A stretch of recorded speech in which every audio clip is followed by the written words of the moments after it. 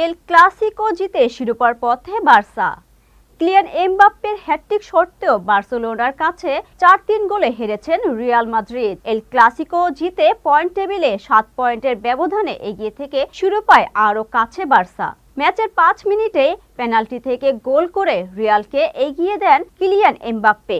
ম্যাচের 14তম মিনিটের সময় নিজের ও দলের দ্বিতীয় গোল করেন ফরাসি স্ট্রাইকার। 19তম মিনিটে একটা গোল পরিশোধ করেন এরিক গার্সিয়া। এরপরই 13 মিনিটের ব্যবধানে 3 গোল করে বার্সা। 32 মিনিটে গোল করে সমতায় ফেরান লামিনে ইয়ামাল। 2 মিনিট বাদে দলকে এগিয়ে দেন রাফিনিয়া। এতে অবিস্মরণীয় এক ঘটনার সাক্ষী হলো অলিম্পিক স্টেডিয়ামে আসা দর্শক, সাক্ষী হলো স্ক্রিনে চোখ রাখা সমর্থকও। 103 বছর পর এই প্রথম এল ক্লাসিকোতে প্রথম 35 মিনিটের মধ্যে 5 গোলের দেখা মিলল।